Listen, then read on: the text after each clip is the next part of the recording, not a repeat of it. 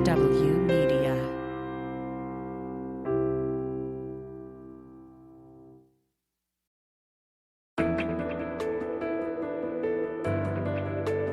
SpyTalk, a podcast at the intersection of intelligence, foreign policy, national security, and military operations with Jeff Stein and Jeanne Meserve. Welcome to the SpyTalk podcast. I'm Jeanne Meserve. And I'm Jeff Stein. There's lots going on in the intelligence world, as there has been since the 9/11 terror attacks on New York and the Pentagon 20 years ago this September. There have been new attacks in Afghanistan, and U.S. national security officials still seem to be struggling over how to deal with Iran, North Korea, and of course, China and Russia. And there are other subjects they're struggling with too. I happen to be in Copenhagen, where I have been moderating at the Copenhagen Democracy Summit. We heard from freedom activists from Myanmar, Hong Kong, Venezuela, Belarus, and a big topic of conversation was social media and how when it's wielded by our geopolitical enemies, it can really undermine democracy all around the world. So I'll be talking to the former Secretary General of NATO about that threat. I also had a conversation this week with a longtime CIA analyst, Mathew Burrows, about the intelligence community's annual threat assessment and global trends report, and whether government really pays attention to them. You know, we're not talking about people not working. In fact, the problem is they're working too much on day-to-day that they cannot see, they can't see the forest for the trees. Meanwhile, in Afghanistan, thousands of interpreters and other Afghans who worked with U.S. and NATO forces are at risk of being murdered by the Taliban as the U.S. pulls out. David Petraeus, the former Army general and CIA director, went on CNN recently to say we have a moral obligation to get these folks out, and quickly. But the special immigrant visa process has really been stalled for quite some time. And it's going to take a good bit of effort to get it going. And I fear that now the numbers are as high as 17,000, Jake. I fear that we will have withdrawn and will have drawn down our embassy, and that the ability to actually process them will erode even farther. Let's keep in mind that we have been able to put a satellite on Mars faster than you can get through the SIV process. Yeah. These are individuals for whom I feel we have a moral obligation. They served with our soldiers on the ground, shared risk and hardship with them. That's David Petraeus urging the Biden administration to evacuate Afghans and Iraqis who've worked with us. In the long wars in Iraq and Afghanistan, U.S. and NATO troops, especially their intelligence teams, have come to rely on English-speaking interpreters for the success of their missions, even their lives. One of them was Janis Shinwari, an Afghan who is credited with saving the lives of 5 U.S. soldiers. Shinwari was lucky to get out alive after he became the target of Taliban death threats. Now he's started No One Left Behind, an organization to help other desperate interpreters get out before U.S. troops leave in September. The process has been snarled and red taped for years. Janis Shinwari, welcome to the SpyTalk podcast. You've got some big names behind your organization, No One Left Behind. People like General David Petraeus, the former CIA director, former Secretary of Defense Robert Gates, former Ambassador Ryan Crocker, General Pete Chiarelli, and many more. And last but not least, Matt Zeller, the former Army intelligence and CIA officer, who credits you with saving his life. And it's said that you saved the lives of 5 U.S. soldiers in Afghanistan. And I think that makes you as much an American hero as anybody. Now, it would seem that the title interpreter translator would be self-explanatory, but for people who are not familiar with the combat operations, tell us what an interpreter translator does, especially for intelligence units, and what a typical day was like for you. All right. First of all, I would like to thank you guys for having me. an interpreter is doing a very important job and a very risky job. I would explain it in a short way. An interpreter is the eyes and ears of American soldiers in the front line. Another way, if I explain it, an interpreter is a bridge between the US government and Afghan government. A bridge. A bridge, yeah, which is very important. Usually an interpreter is going to the fight. We are not only interpreters, we are as culture advisors for the US military in the war. We are their, as I said before, eyes and ears. And we make something impossible to possible. Why I say this? Because without interpreter, nobody understands the language in my country. If there's no interpreter, that's impossible. The mission is impossible. I would guess that a number of younger soldiers that you worked with probably had no idea where Afghanistan was before they arrived there, and zero knowledge of the culture, the languages, and so on. So you were really explaining the new world to them. Yes, that's true. We were explaining the new world. We were explaining the culture of our people. We were explaining like what to do, what our people like, what our people dislike. And that's all we did to like fight shoulder and shoulder alongside with the US military in the front line. And it's a very tough job. And would you say you were successful at that, you and other interpreter translators? Were you successful at translating Afghan culture to Americans and Americans to Afghans? Of course, yeah, because this was at first we had some trouble, but like a problem. But after a while, we were very good in our job and like explaining the right way we should, because there are a lot of words that you should not translate to other language, and we need to know like what should we do and what should we not. And that's a very important job to do. Right. You can pronounce a word the wrong way, and it's the entirely opposite of what you meant to say. Yeah, that's true. Now let's get to the nitty gritty here. And there's a kind of a dark lining to all this, and that's why we're talking today. Working for the Americans put you on the Taliban's death list, the kill list. And in fact, you have told a harrowing story of your desperate plight in getting out of Afghanistan, because you were not only on a kill list, you were being stalked by the Taliban. And you have said that you went through 2 polygraphs and your application was accepted and rejected. And I get the impression from reading stories about you and others that this is not atypical, that there are just numerous barriers erected to stop Afghan interpreters from getting to America, even though they're under a death threat. That's true. First of all, I would say it's a very long process. For somebody like me, it's very hard to wait for a couple of years to receive your visa. And yeah, of course, there are a lot of things a lot of mistakes that the US government make, and that ends for a person like me to lose their visa. As you mentioned before, I was polygraphed twice, and if I failed, this is after you had worked for a long time with American soldiers.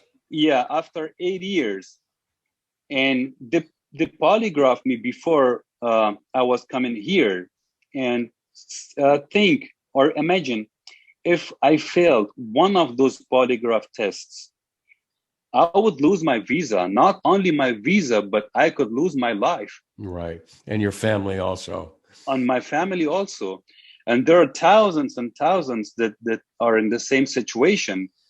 They lost their job because of this polygraph test, and they lost their visa. They lost their application. The application was denied because they failed this polygraph test, which is not fair. This is very unfair, and Right. this should be stopped. Polygraphs are not allowed in U.S. courtrooms, and they are notoriously unreliable with polygraph operators quizzing foreigners and foreigners, especially who have no experience in the West. Yeah, I know, and I would say honestly, this is one way that those whoever does the polygraph to get rid of good people. I received a call a couple days ago from an individual who has been working for the U.S. military, and he told me, he said, when people are calling for the polygraph test, before the test, they quit their job, even though they worked for 6-7 years. Mm-hmm. But when they receive an email from the polygraph office that they have a polygraph scheduled in the next month, they quit their job right away because they don't want to lose their visa. Yeah. And it happened to you. You quit your job, you sold your home, you gathered all your belongings, you gathered your wife and children in a safe location because you thought your exit from exit from Afghanistan was a done deal. And then your application was overturned and you were stranded.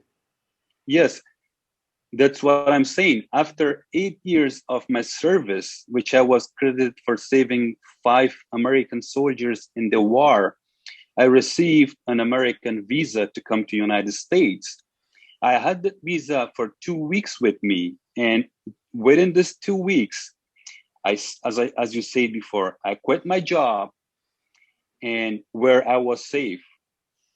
The job is not only a job for us, it's actually where we are safe. If we stay inside the military base, it's not only a job, it's a protection for all whoever works for the US military or for other contractors. Right. When I quit my job, I came to my family. I came to say goodbye to my relatives and other families.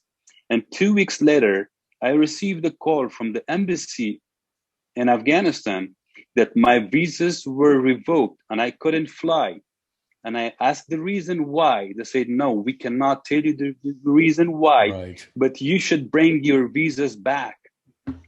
And I was in the middle of nowhere. I was almost about to get killed with my family. And I was changing my location every day and every night because I was out of the base. I didn't have any protection, and I lost my visa and I lost my hope. There are thousands more like you who have the endorsements of the soldiers who they worked with in most cases, I would assume, and yet they don't get the head of the line. They're stranded in Afghanistan like you were at one point. How many have died as a result of being in this no man's land? Couple hundred. As far as I know, couple hundred of them are died. And like I knew 10, 20 of them that they worked with me, or they were in the same mission with me, or they were my Facebook friends. They send me messages in Facebook that, hey, Janis, please help us. Please raise our voice to the American people, to the American government, because our life is at the risk. And next week, I heard that he was killed. How many more are in this limbo and waiting, have put in applications, have received endorsements, and are waiting to get out? As far as I know, it's between 17 to 20,000 people are waiting for the SIV to get approved. 17 to 20,000 are waiting to get these special immigrant visas. That's true. 17 to 20,000 people are waiting. And as far as I know, and there are no interviews at the embassy. They're not issuing any visa, and we have a couple months to get them all here. Right. I wrote about this problem 10 years ago, more than 10 years ago, when I was at the Washington Post. And the situation seems to have changed little over the past decade. Whereas before, it was a serious annoyance and cost the lives of people here and there. Now there's great urgency in Afghanistan because President Biden has declared we're going to be out on September 11th. I don't know how you get 17,000 people out between now and then, or even if the United States is particularly interested in doing that. But one possible solution has come up that you are endorsing, which is called the Guam option. And that refers to when we airlifted thousands of Vietnamese to Guam back in 1975. We've done similar evacuations with Kurds from Kurdistan in 1996, 97, when Saddam Hussein was threatening their lives. We evacuated thousands from Albania, Kosovo in 1991. So we've done this before. Are you getting any reception for that idea? Massive airlifts out of Bagram for these people? That's one way we already thought about it, and we talked about it. And again, even if we evacuate 100 people per day, since starting from tomorrow, still we are not able to bring all of them here. And we are getting out of time. Time is running fast. Yeah. And the US government should quickly make a decision to bring everybody here, because if I tell you something, these interpreters, if one of them get killed, they are the breadwinner for a big family. If one person dies, for example, if one interpreter or any contractor who works for the US government dies, you think that 10 people died with him, because he is the only supporter of the family. And they did their part. They did whatever they could to make this mission happen. They stood shoulder to shoulder with the US military in Afghanistan and Iraq. And now this is our job. This is our mission to bring them to safety. We don't have to abandon and destroy their life and just leave them and say, no, we are good. Thank you so much for your service. Now we are good. We shouldn't do that. Well, I suppose the attitude of U.S. officials all along has been, well, we can't start evacuating interpreters. It might create a panic. Or they might say, why should we single out interpreters for evacuation when thousands of other Afghans have worked for U.S. forces, not as interpreters, but their lives are in danger too? That's different. If you work for the Afghan National Army or Afghan police or other security forces in Afghanistan, that's a different thing. If you are working directly to the US government and you are getting paid from the US government and you are supporting their mission, that's a totally different thing. And you know what the Taliban call those people? They call them American spies. They call them traitor of Islams. Mm-hmm.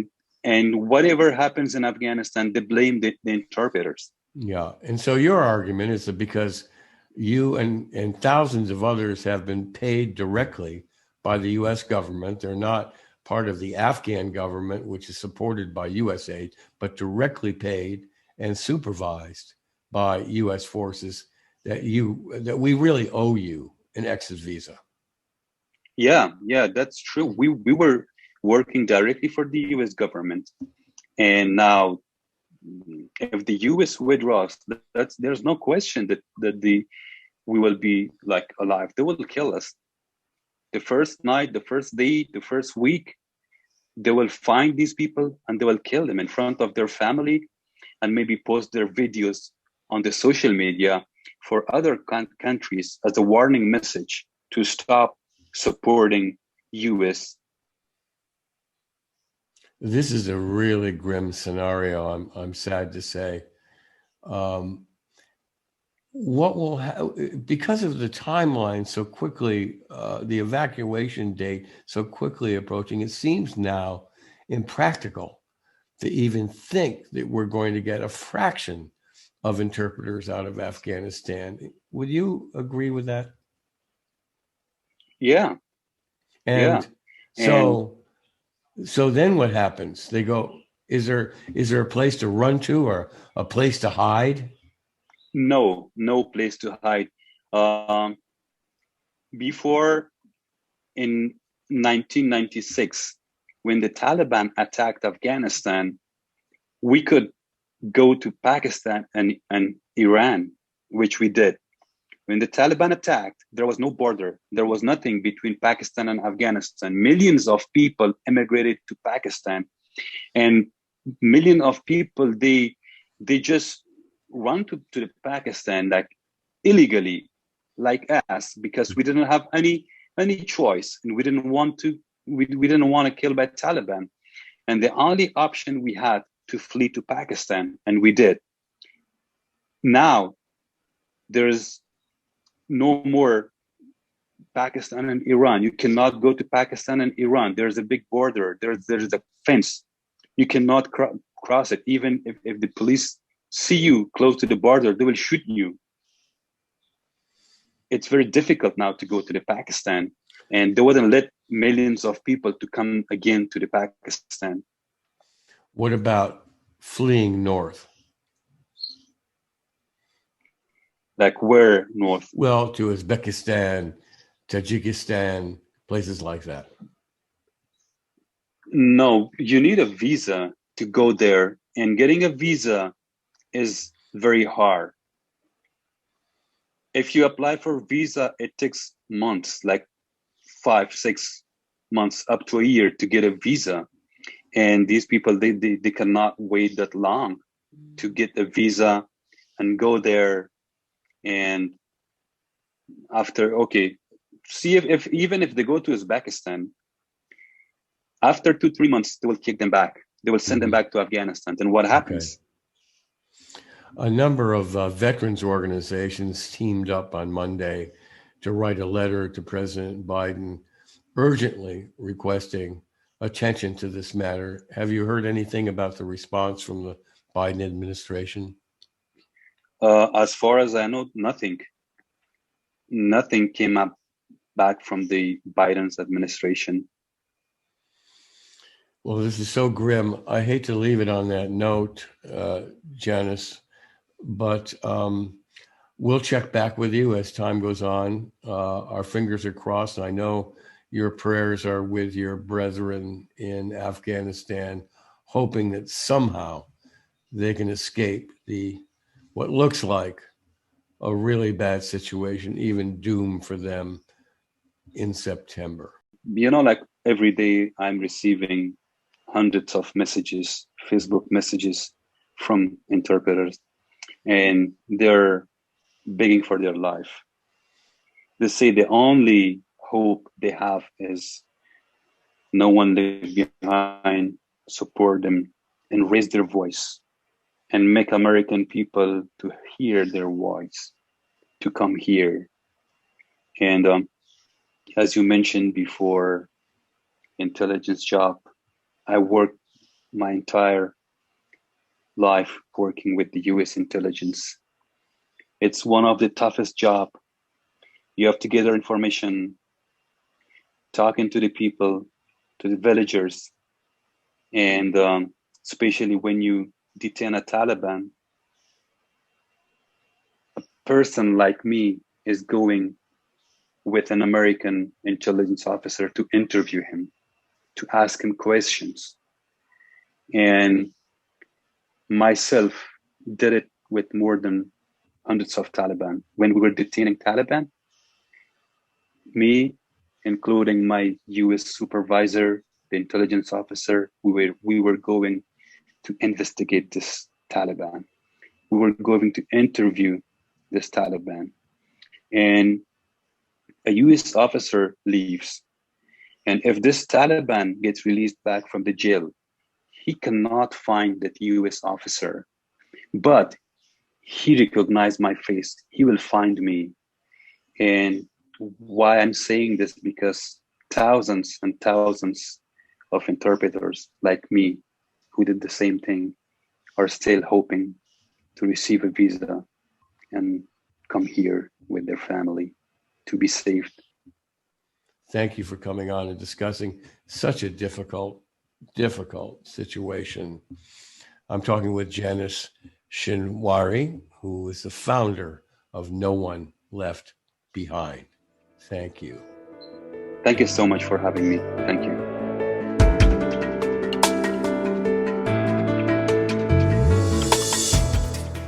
Anders Fogh Rasmussen is a former Danish prime minister and a former secretary general of NATO.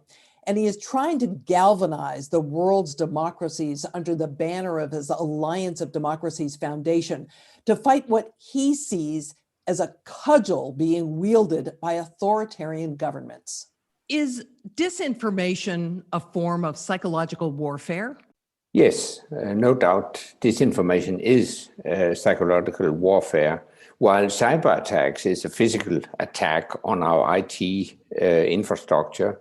Disinformation is aiming at attacking human beings with the purpose to impact their thinking, their voting, their attitudes in general. That way, the perpetrators will try to undermine the confidence in our elected government and democratic institutions. And seen from a security perspective and NATO perspective, the purpose is to create divisions within and between allied member states. How grave a threat do you think it is?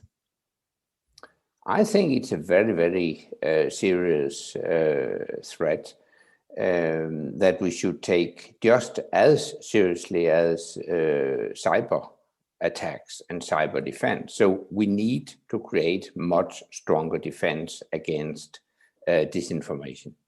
Where are these attacks coming from? Primarily from Russia, but other autocratic nations in the world have copied the playbook.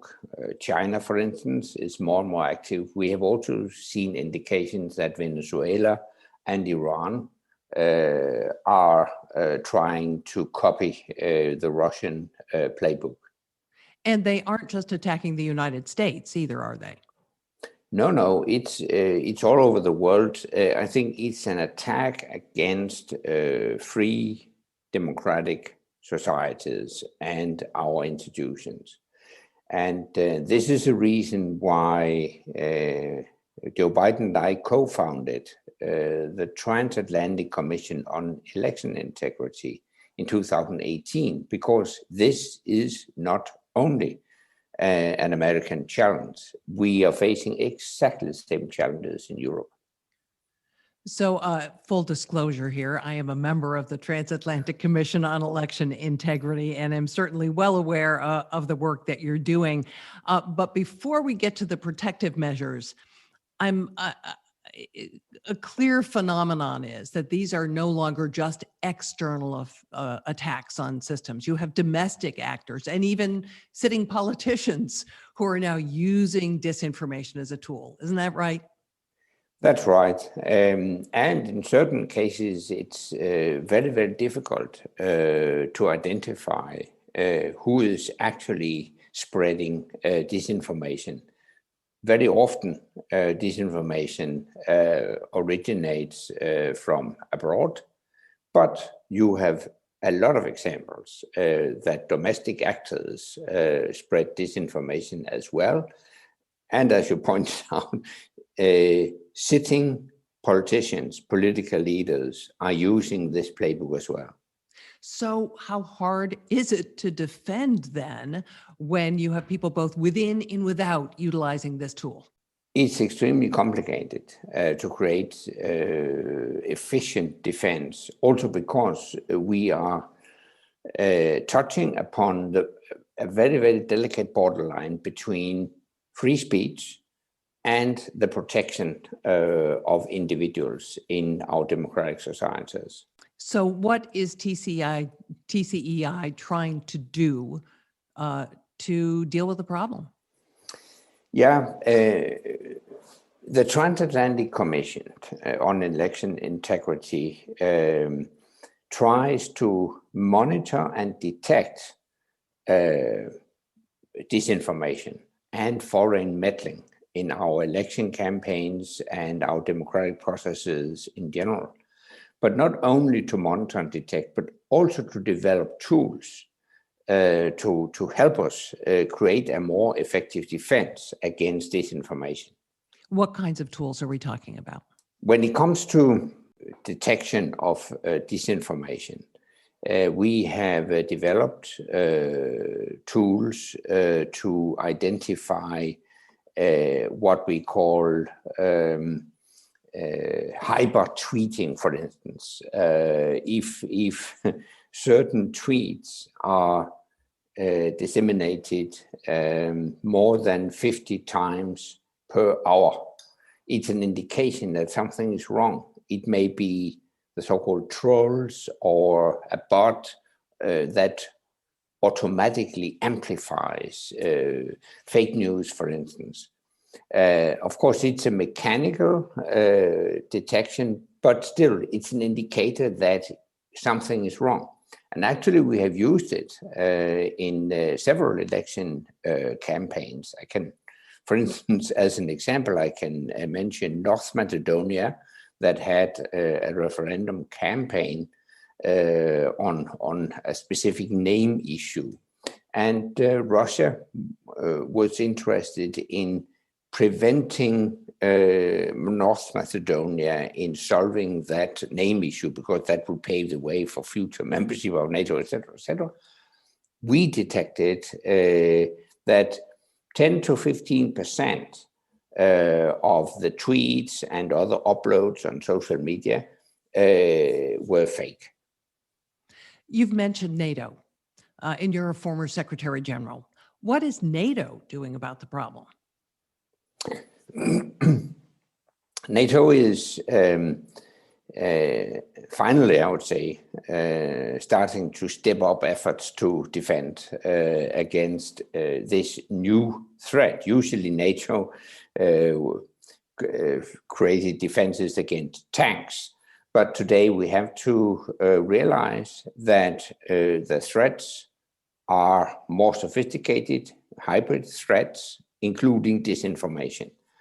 And NATO leaders have, at the last two summits, they have tasked the staff in the Brussels headquarters to develop such defenses. Of course, we cannot reveal in details which defenses are created, because that would be make them ineffective. It would be a gift to Putin and others. But I have no doubt that the NATO efforts will bear fruits. But it is about counter-information, facts-based counter-information, timely counter-information, be transparent and coordinated among allies. I think that's an effective tool against disinformation. What part do the social media platforms have to play to get a handle on this? Well, of course, the social media platforms do have a responsibility. I think it is a responsibility for the social media platforms to take down inauthentic profiles and to stop bots from amplifying fake news, etc., etc. So the social media platforms do have a responsibility. But having said that, I clearly belong to the camp that's also cautious when it comes to any restrictions on free speech. Very often it's hard to say, is this fake news or just a political opinion? And we cannot leave it to private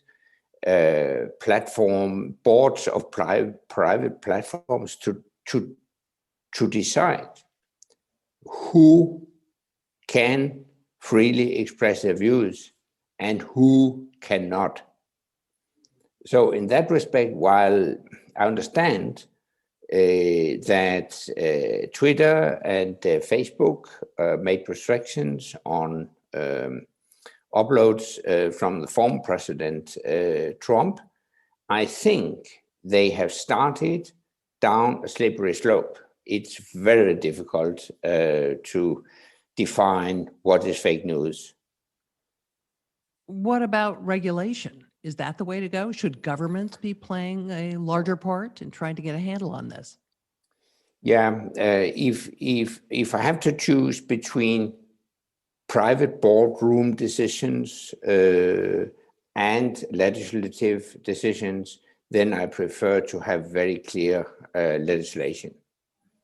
Because free speech is, for my part, free speech is the most valuable, the most precious civic liberty we have. Without free speech, all other freedoms will wither.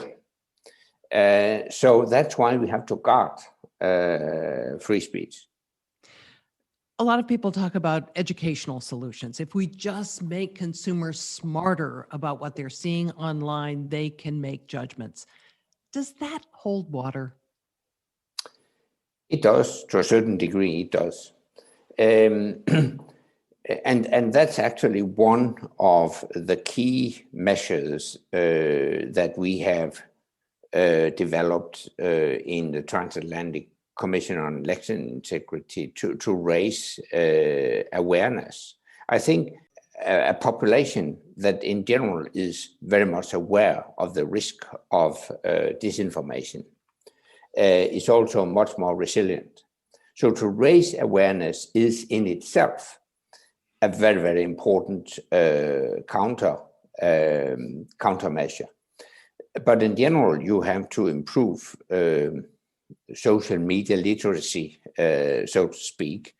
As an example, in the Transatlantic Commission on Election Integrity, we have developed a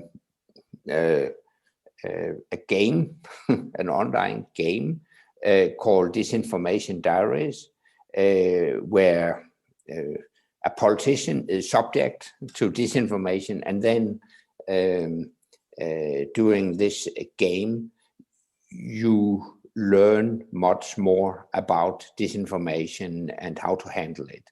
So it's an example of a tool we can use. But what do you do about a situation like the one we currently have in the United States, where people are taking genuine information and labeling it as fake and not believing it? Yeah, that's of course a huge problem. One element that could be used to defend against that is to use the approach that an institution or a company called NewsGuard is using. NewsGuard, we're partnering with NewsGuard. NewsGuard is a company that monitor all major media, not only in the US, but gradually also in Europe.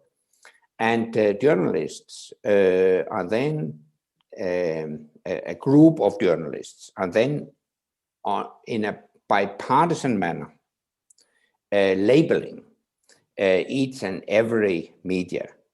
They go through a certain criteria, and if media fulfills those criteria, they get a green. If not, they get a read. And I think, of course, it's not perfect, but it is a tool that can be used to distinguish between not serious media and media that take their responsibility to provide correct news. So that's at least one possible method. Although, again, in the United States, you have people in such divergent camps. Things are so polarized, and people on one side are only watching one channel, and people on the other are watching another.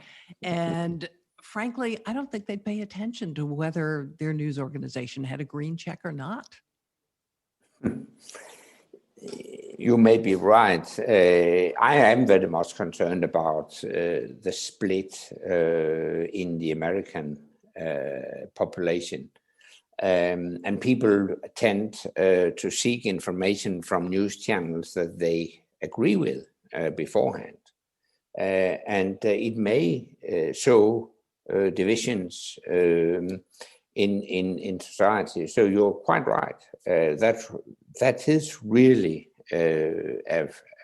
channels.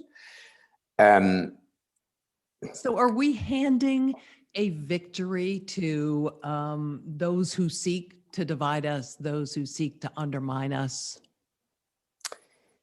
I don't mean you, because you're fighting it, but the public at large, who is so willing to believe some of this disinformation. Yeah, you can take the debate on vaccinations in the US as a scary example of that. Just today I learned that now the curve is going down in the US because vaccination has been politicized. There are people that refuse to be vaccinated. And it sends a political signal. It's very unfortunate. And I think that's exactly the purpose of Putin, Xi Jinping, and all other autocrats in the world, to weaken our democracies through that kind of disinformation and undermining of confidence in our democratic societies. So in that respect, you're right. We are handing over victory to the autocrats, but we have to fight back. And again, I would say facts-based information, timed information, be transparent, coordination across borders, etc. I think still I do believe that I do believe in the best in people. So if we can provide fact-based knowledge, I think that's the best and most efficient means to counter fake news. And if we can't counter it, where are we left? What happens? We will lose. Yeah, but it is as easy as that. Then freedom is at stake. Because only the autocrats can profit from fake news, and that's exactly their purpose. So we really have to fight back. Now, the Transatlantic Commission is also engaged in the German election campaign, for instance. And like in other election campaigns across the globe, we will ask the candidates for the German parliament to sign an election pledge, a pledge for election integrity. And by signing that pledge, people also sign up to certain principles. For instance, you pledge not to disseminate fake news. You pledge to be transparent about your campaign financing. Just to mention a couple of elements, and you also pledge to educate your staff in cybersecurity, etc., etc. So again, it's a tool to try to protect our democratic processes against foreign meddling and disinformation. You're a student of US politics. And Yeah. let me bring it back there one more time. Do you think if you were to introduce this pledge now in the United States, that you'd actually get a majority of politicians to sign up? No, but I can tell you that in the last presidential campaign, Joe Biden signed up to this election pledge. No, Well, that's because doubt- he helped write it. he helped write it, yes. Trump didn't. And I know that in the US, it's also controversial because of one of the elements in this election pledge, and that is transparency about campaign financing. I think more transparency in American campaign financing would be preferable. But so my answer to your question is no, I don't think a majority would do that. But still, I do believe that if two candidates are asked, do you agree on these elements in this election pledge, and the one say, no, I don't, then it's a bit suspicious. So while it's not a legal obligation, and we cannot, we can't enforce it legally, but still politically, morally, I think it has an effect. And for instance, in the European parliamentary elections, all candidates for so-called Spitzenkandidaten, that's the leading candidates for become Commission president, they signed up to this election pledge. So I think it does have an effect. Obviously, social media is how this disinformation is spread. And I wonder if you've come to a conclusion on whether in the end, social media was a blessing or whether social media is a curse. Social media is definitely a big blessing because social media has democratized the public discourse. In the past, you had very few media. You had always journalists as a filter. Today, people can express themselves directly, for good and bad, I admit, also bad, but they can express themselves without anyone to exercise censorship. I think we have got a much more pluralistic and much more democratic society that way. So the bottom line is a blessing.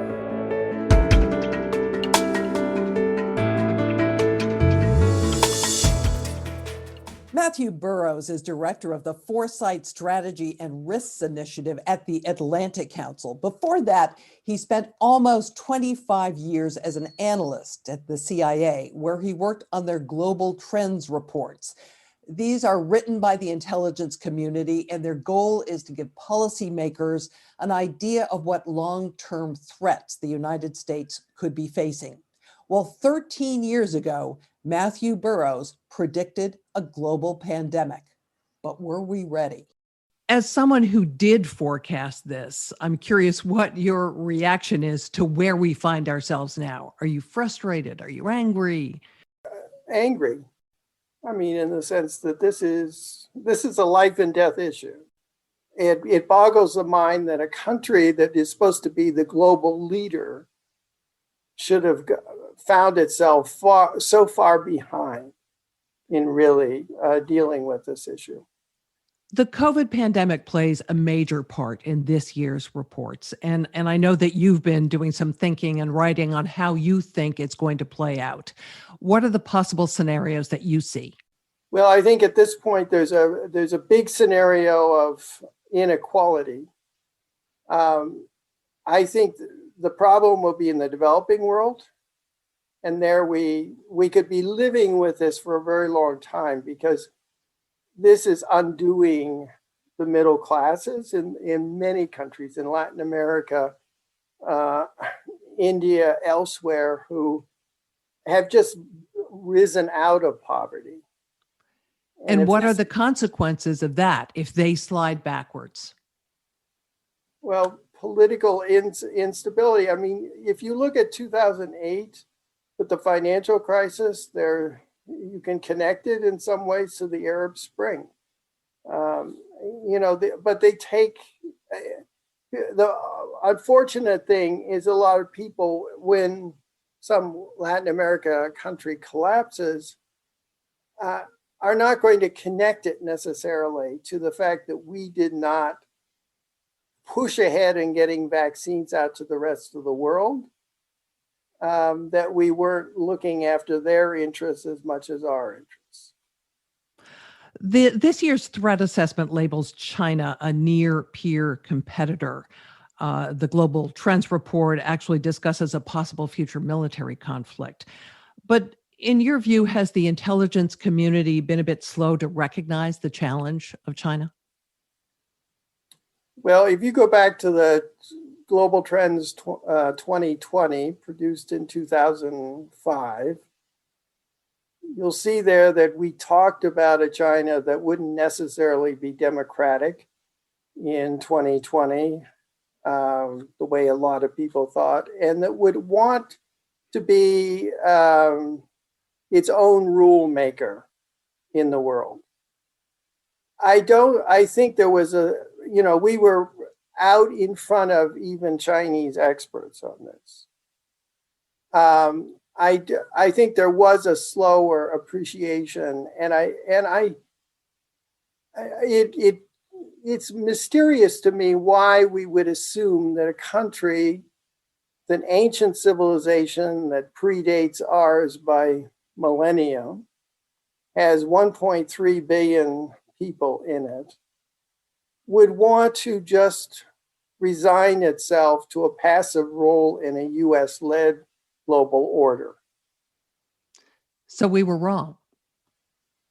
We were wrong, but I think it goes back to this issue right after the Cold War, where we got this idea that history had stopped, that it was all over. Everybody accepted the US way of thinking, wanted to be like Americans, and it was game over.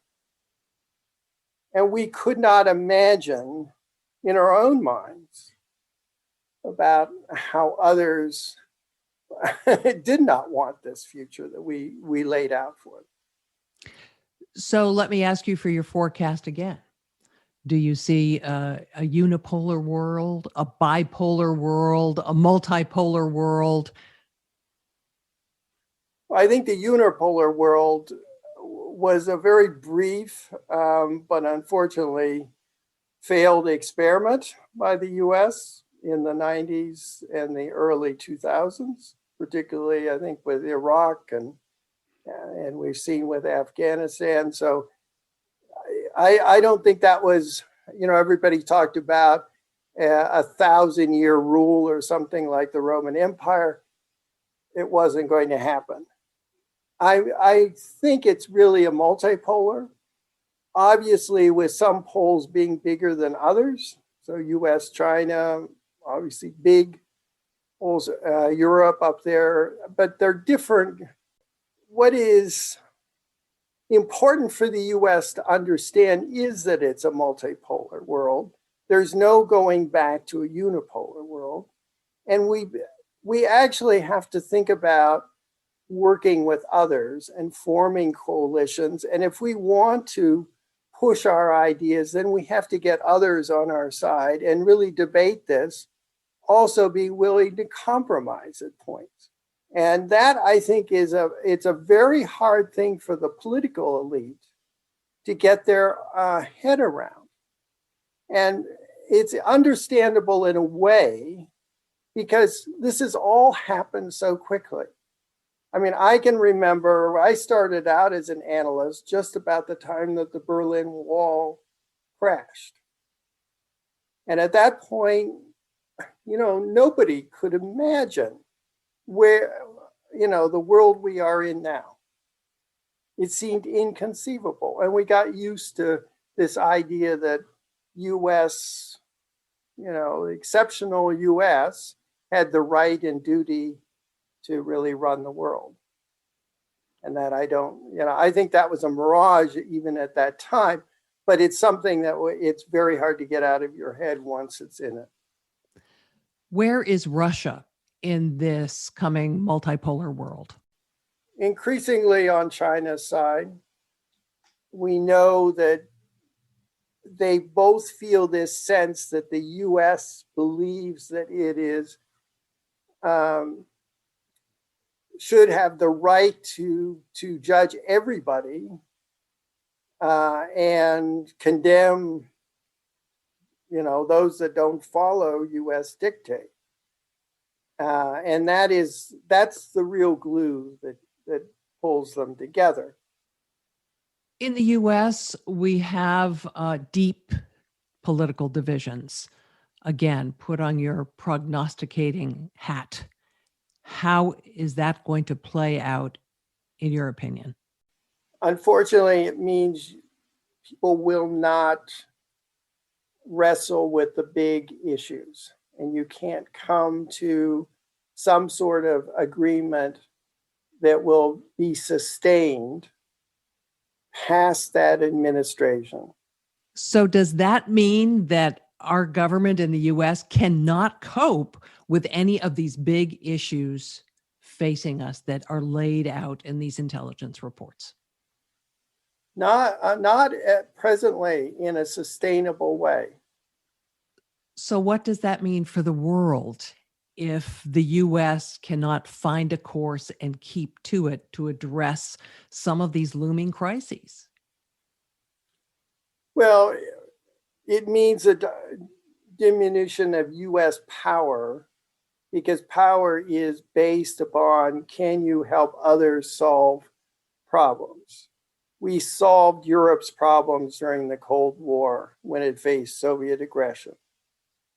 So that was the basis of US power. If the US cannot be there, if the US is there for 4 years on climate change and the next 4 we're not there, that's not going to help the rest of the world.